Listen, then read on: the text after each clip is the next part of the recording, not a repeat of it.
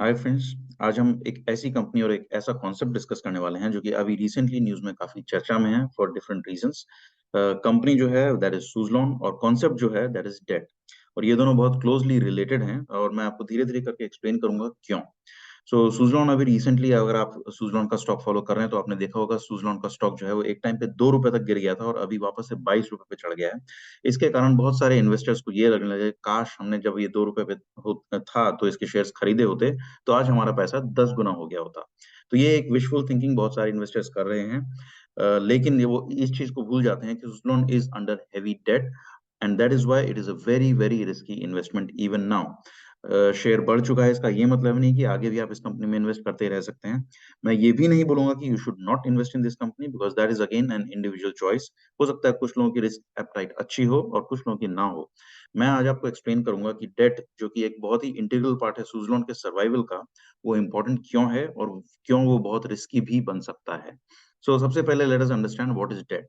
Date का मतलब होता है लोन। लोन, हर कंपनी लोन लेती है आज के टाइम में, और लोन लेके ही बहुत सारी कंपनियां ग्रो करती हैं। और ग्रो करने के लिए एक तरह से लोन आजकल एसेंशियल भी हो गया है। लेकिन अगर डेट, जैसा कि मैं बता रहा हूँ, इतना रिस्की हो सकता है तो कंपनी लोन लेती ही क्यों है और डेट लेती ही क्यों है। देखिए, इसको मैं आप एक एग्जांपल के थ्रू एक्सप्लेन करता हूँ। इसके दो रीजन होते हैं। First is debt is always cheaper.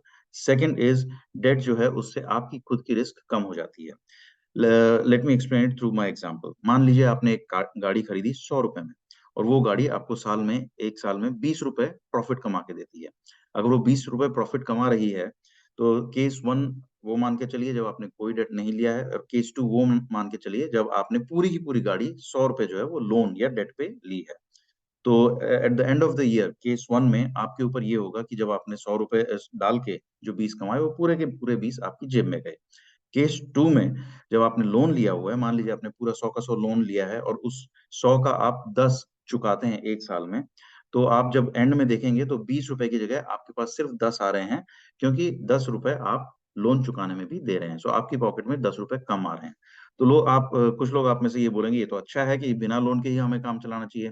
बिल्कुल सही बात, लेकिन इसका फ्लिप साइड ये है कि जब आप लोन लेते हैं तो आपका रिस्क जो है वो जीरो हो गया है। मान लीजिए आपका बिजनेस नहीं चला, अगर आपने केस वन ऑप्ट किया तो बिजनेस नहीं चलने का पूरा रिस्क आपका है और आपका पूरा पैसा डूब जाएगा।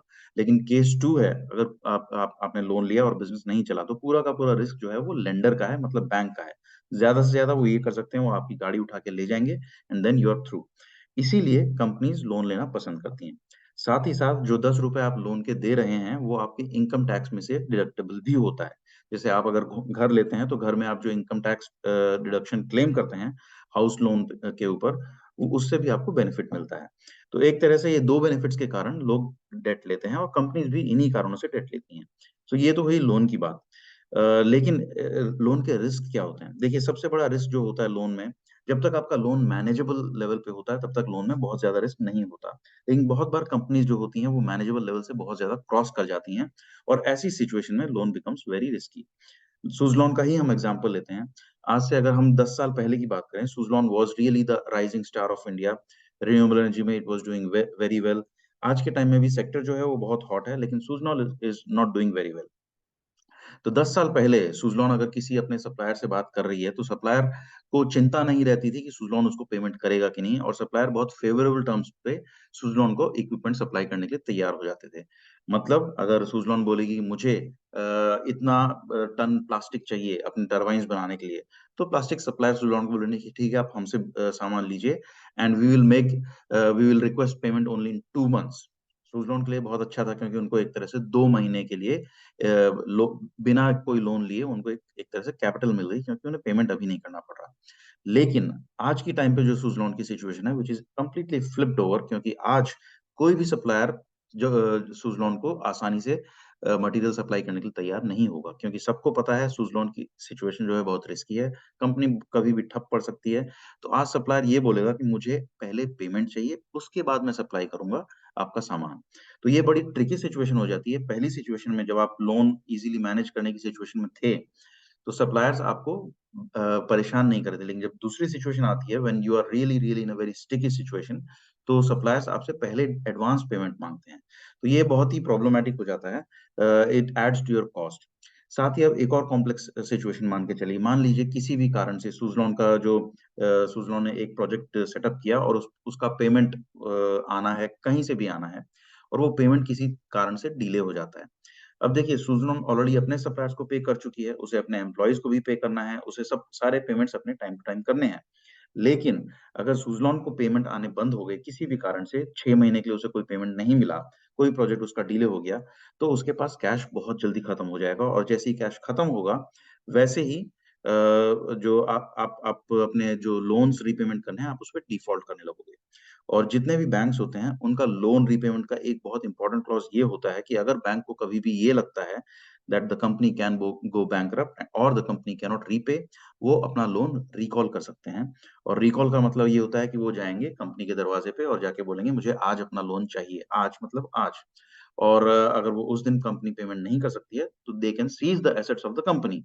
एसेंशियली वो कंपनी को बंद कर सकते हैं किसी भी दिन। तो सुज़लॉन आज उसी सिचुएशन में है।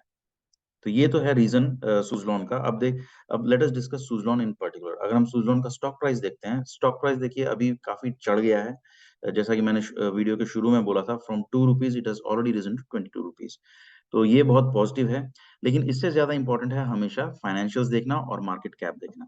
सुज़लॉन की मार्केट कैप जो है वो आज 29,000 करोड़ है। 29,000 करोड़ एक ऐसी कंपनी की जो पिछले 7-8 साल से प्रॉफ़िट नहीं बना रही है, उसने पहली बार प्रॉफ़िट पिछले साल रजिस्टर किया।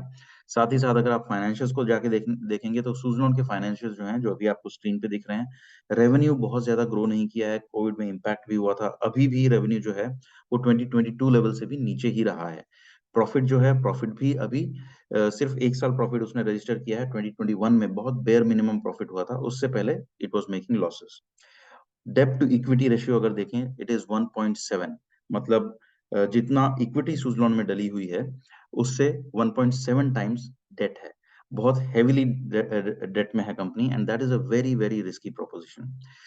इसके बाद let's go to the final part of the company analysis which is shareholding pattern. अगर आप ये देखेंगे जो अभी स्क्रीन पे आपको दिख रहा है, this is the share holding pattern of Suzlon. Suzlon में 71.7% शेयर होल्डिंग जो है वो इंडिविजुअल शेयर होल्डर्स की है, आपके और मेरे जैसे। 14% जो है वो प्रमोटर्स की है और उस 14% में भी 80% जो है प्रमोटर्स ने प्लेज किया हुआ है पैसा व्हिच मीन्स उनने उसके अगेंस्ट ऑलरेडी लोन लिया हुआ है। मतलब मान लीजिए आज की डेट में सुज़लॉन में कभी भी कुछ भी हो जाता है, तो सुज़लॉन अपने खुद के शेयर्स प्लेज करके भी एडिशनल लोन नहीं ले सकती है।